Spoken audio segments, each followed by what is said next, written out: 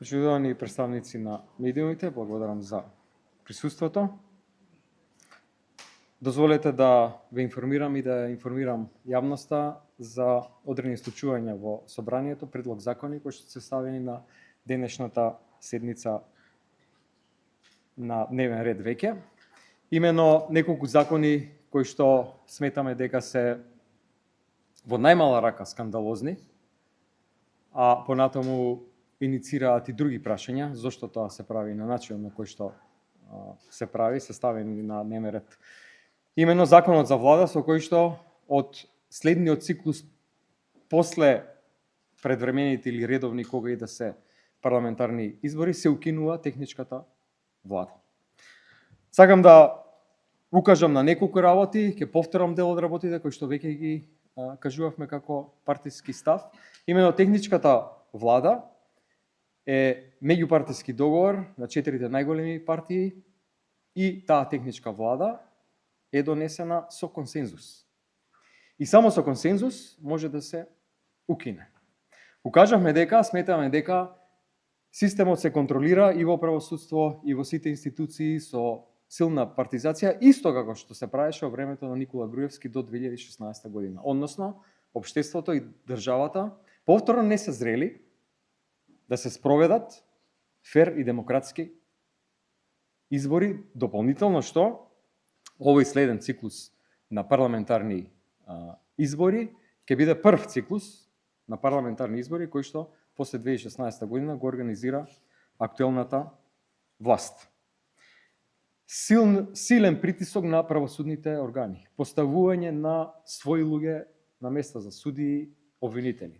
Чувства на премиерот, кои што се јавно искажани на собраниска говорница во јавноста, не се ништо друго освен притисок кон правосудството и обиди за заплашување на опозицијата. Укажавме дека не знаеме кој како го контролира системот Safe City. Не знаеме каде одат илјадници информации, податоци кои што тој систем ги собира на дневна основа. Дали тоа можеби ќе се користи за пратење на политичките непријатели, односно опозицијските политички партии. Не е ништо сменето и во медиумите. Силна контрола од Орбановата мрежа. Можеби и ова дел од причината зошто се брза да се донесе овој закон сега кога во Унгарија се најавува од страна на новата влада ревизија на сите бизнис врски на поранишниот премиер Виктор Орбан. Силен пат на гласовите на ВМРО-ДПМН од 150.000 гласови и тие релации кои што можеби бизнис релации ќе излегуваат на површина е причина да сега се брза и се носи оваа измена на закон. Дополнително, иако за следниот изборен циклус останува техничката влада, повторно шверцарски се предлага и ќе се сака да се донесе измена во која што техничките министри нема да можат да се донесат своји посебни советници, туку може да изберат само советници од редот на постојните. Значи од сегашните, силно партизирани од страна на владачката коалиција, институции во рамките на Министерството. Дополнително, овој закон за влада е дел од реформската агенда. А таму јасно стои дека треба да се донесе нов закон за влада, не само вака изменет закон за влада. Значи, повторно не се постапува, ниту по реформската агенда не се исполнува тоа што е барање од меѓународната заедница, реформа на нашиот систем, и ова е само еден дел од еден сегмент од тоа што до сега требаше да биде донесен пакет на закони во рамките на реформската агенда, кои што се врзани со соодветни финансии од Европската унија за зајакнување на нашиот систем. Ова е еден единствен преостанат механизам, гаранција за одржување на фер и демократски избори. Во услови кога гледаме како се однесува актуелната власт. Овој закон треба да се повлече. Овој закон вака не смее да помине.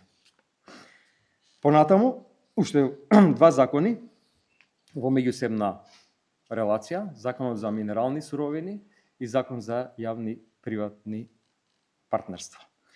Огромен број на реакции добивме од граѓански организации кои што се занимаваат и работат во сферата на заштита на животната околина, реакции од граѓани. Имено во законот за минерални суровини, за разлика од досега, кога беше потребно да има завршена експроприација на земјиштето, значи да бидат расчистени имотно-правните односи, наместо да каде што се прават истражувања и дополнително искористување на одредени рудни богатства национални, сега се прави промена и е потребно наместо завршени процедури во врска со имотно-правни односи, односно експроприација, таа експроприација само да биде иницирана. Значи нема да се знае чиво е земјиштето, како е земјиштето, луѓе може да се загубат приватна земја поради тоа што и сега се надоврзува некој приватен партнер во рамки на измената на Законот за јавни приватни партнерства ќе каже кој е стратешки интерес негов, не наш национален. И каква е нашата национална стратегија за утврдување на приоритетите и стратегиите во делот на рударството и тоа како вредните минерални суровини. Овие два закони не може да одат во скратена постапка. Овие два закони мора да се повлечат и да се пуштат во редовна постапка и да се отвори јавна дебата. За да прво се слушнат граѓаните и нивното мислење, понатаму да се слушне мислењето на експертите, па на граѓанските организации кои што работат во оваа сфера, кои се аспектите од тоа каков бенефит ние ќе имаме, државен, национален, од искористувањето на овие рудни богатства, и секако како ќе биде заштитено здравјето на граѓаните, што за нас е приоритет. Огромен број на реакции од граѓаните добиваме по тоа прашање. И последно, во однос на предлог законот за државјанство, класична измама на власта, се предлага закон за државјанство на пратеници и се кажува, се предлага да пратениците не може да имаат двојни државјанства. И тоа е добро, но никаде не е јасно кажано дека тоа ќе важи и за овој актуелен пратенички состав. Затоа овој закон ќе го поддржиме и амандмански ќе интервенираме, во кој што јасно, точно со членови, преодни и завршни одредби ќе пишува дека тие критериуми ќе важат и за актуелниот пратенички состав. И сите пратеници ќе треба да дадат соодветна изјава под соодветна одговорност дека немаат и друго државјанство. Во исто време ќе спремиме закон да тоа важи и за сите избрани и именувани функционери. Значи за сите именувани и избрани функционери да важи истото, да имаат само едно македонско државјанство. И благодарам. Да, меѓутоа се продолжи и во 2020 на барање на ВМРО ДПМН тогаш. И треба да се политички коректни и да знаат дека кога некои барања им биле удоволени, треба сега да ги слушнат, ако ништо друго, и нашите барања. И да одговорат, еве, доколку не се согласни на прашањата, односно на аргументите зашто ние сме загрижени. Еве, велат ќе има техничка влада следните избори, нема да има изборите после тоа. Зошто? Ќе биде ли спремна државата тогаш? Кој ќе ја води, како ќе ја води? Ќе кажуваме нашите аргументи, зошто сме загрижени. Притисок на правосудството. Аргументираме повеќе пати. Директно од премиерот, собраниска говорница, дисквалификација на суди, обвинители, навреди на луѓе кои што размислуваат различно од него, чувства со кои што прави притисок врз правосудните органи, Safe City системот, кој што не знаеме кај се податоците. Тоа беше причина зашто не го поддржавме, небезбедноста во собраќајот, па ние го градевме тој систем. Медиумите и контролата на медиумите. И дополнително, зошто не се дозволува на техничките министри во оваа следна техничка влада, која што според нив треба да биде последна, да си направат свој тим со своји советници. Наместо посебни советници, тоа посебни се брише и стои само советници. А тоа значи дека може да ги изберете само постојните советници во министерствата, не да си донесете свој тим. Како што важеше до сега. И како што нивните технички министри има во владата во 2020 година. Наке Чулев и кои беа другите кои што кои што имавме заедничка влада тогаш. Значи зошто се прави притисок на оваа тема и зошто се брза? Значи ова е сериозна работа. Ако опозицијата е внесена натре во владата да биде гарант за фер и демократски избори, зошто се бега од тоа? И дополнително се оневозможуваат министрите да работат како што треба, дури и во следниот циклус. Повторно трик. Нема логично објаснување од нив. Еве, зошто им се брза, зошто се одземаат можностите на министрите и зошто не се направи тоа со консензус тогаш кога сите ќе мислиме дека тоа треба и може да се случи во држава. Може? Повели. Пред 2 дена на реденската прослава на СДСМ присутен беше поранешниот партиски лидер Зоран Заев. Како коментирате неговото присуство од аспект на тоа дека има многу коментари дека се појавил вистинскиот председател на партијата? Не, вистинскиот председател на партијата стои пред вас. Освен председателот поранешно Зоран Заев, беше и поранешниот председател Владо Бучковски и поранешниот председател Димитар Ковачевски. И тие никако не влијаат на начинот на кој што партијата ги креира, ги носи политиките или на мене лично. Јас сум тој кој што сите нив во еден одреден момент кога е тоа потребно, кога сметам дека ми треба нивното искуство, ги прашувам за одредени работи и ми го кажуваат сите своето мислење. Но никој никогаш на ниту еден начин не влијае на креирањето на политиките на партијата. А системот, како вие тоа го прикажувате, тоа мене не ми изненадува. Како вие сакате тоа да го прикажете во една конотација, во едно светло кое што нема никаква врска со вистината. Ама вашата фрустрација со Зоран Заев ја разбирам. Каква фрустрација имаме со Зоран Заев? Ајде, повелете, друго прашање има ли? Добро.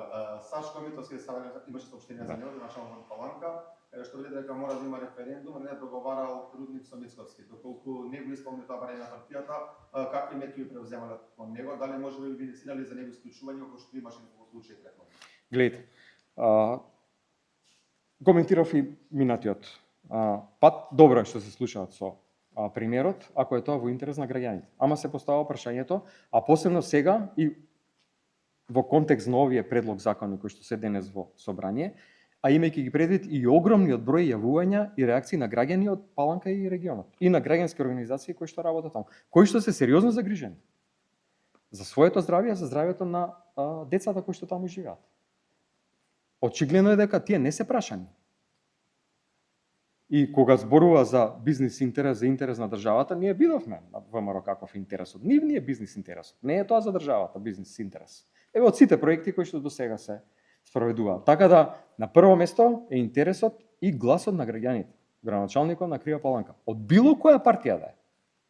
И ние на овој начин ќе реагираме за таква иницијатива во било кој град, без разлика дали е градоначалникот од СДСМ или од ВМРО или од некоја друга партија. Даваме поддршка на барањата на граѓаните. Тие и нивниот глас треба да биде приоритет. Добро, тој од вашите реки началници, како би реагирале ако не распише референдум? Како партијата би реагирала? Добро, ќе видиме, ние сме тука да ги кажеме нашите ставови, нашето мислење, ставовите на органите на партијата, па ќе пратиме ситуацијата. Но ќе повторам, приоритет е мислењето и ставот на граѓаните. Донесе мерка за ограничување на маржата на добривата, дали очекувате дека оваа мерка ќе се намала цените на земјоделските производи, како ја коментирате мерка? Мислам дека проблемот со ѓубривата е многу голем, многу поголем од тоа што имаме увид. Јас разговарав со неколку експерти од нашата комисија за земјоделство. Одредени делови од светот не се опоравени од кризата која што започна со војната помеѓу Русија и Украина, затоа што тие две земји беа едни од најголемите производители на вештачки ѓубрива. Сега дополнително со војната во Иран. Тука се хабови за извоз на храна и кон земјите во Африка. Значи многу сериозен проблем е. Десетици милиони жители, луѓе во афричките земји, во далечниот исток се соочуваат со глад. Сега дополнително. Значи не се опоравени од почеток на војната во Украина, сега дополнително. Сериозен раст има. Над 30% има на цената на ѓубривата. Се поставува прашањето кога и на кој начин се носи оваа мерка, на кого е наменета и дали не е закаснета. Затоа што за одредени култури сеидбата по ѓубрувањето веќе е завршено. Значи да не се соочиме со уште поголем раст на цените на храната, имајќи предвид дека ова не е единствен трошок на земјоделците. Тие се соочени со многу сериозни проблеми. И ова е само еден сегмент од еден многу сложен мозаик, а владата ништо не направи да им помогне до сега. Имено се намалија субвенциите за земјоделците од националната програма за субвенции. Се изгубија парите преку ИПАР програмот, затоа што ги фатија како крадат. Европа рече за вас нема европски пари. Понатаму, нема субвенција за зелена нафта. Нема авансно давање, плаќање на субвенциите. Значи, луѓето што правеа кога ние во наше време владата на СДСМ авансно ги даваше субвенциите. Однапред купуваа и планираа и ѓубрива и семиња и се. Тоа беше суштината. Нема никакви поволности во однос на регистрацијата на земјоделските машини. Треба да ги регистрираат секоја сезона сите. Има луѓе што не може тоа да го направат. Имаат по 5-6 земјоделски машини. Не може финансиски да го издржа тоа. Пораснати се цените на водата, освен на ѓубривата, и на работната рака. Значи, многу е комплексен системот. Сметам дека оваа мерка, исто како и другите мерки кои што беа носени до сега, е парцијална и недоволна. Сега се вратиле девето на дизел горивата од 10 на 18%, на берзите достигне на $100, дали очекувате драстично покачување од планираните на цените? Гледайте, нека каже регулаторната комисија, која што е под директна команда на премиерот, иако е независно тело, сметам дека веќе циклусот спиралата започна и тешко нешто сега може да го стопира. Треба многу радикални мерки да направи владата. Денеска на собраниската седница е, например, предлог нашиот закон да се намали ДДВ-то на храната, на основните прехранбени продукти. Нека го намала 0%. Така ќе осетат нешто граѓаните. Нека дадат пакети финансиски за одредени категории граѓани, најзагрозени. Социјалните случаи, семејства со многу деца, пензионери, студенти, нека им помогне владата. Еве, ако сме трета економија во Европа, нека излезе, нека им помогне. Еве, ако се табелите што премиерот во неговиот свет во кој што живее се вистина, тогаш нека им помогне на граѓаните. Сметам дека владените функционери, власта живее во паралелен свет. Во тој свет и таа реалност не е на граѓаните, на државата. Одите на пазарите и ќе ви ја кажат луѓето на вистината како живеат. Им треба помош финансиска. Благодарам.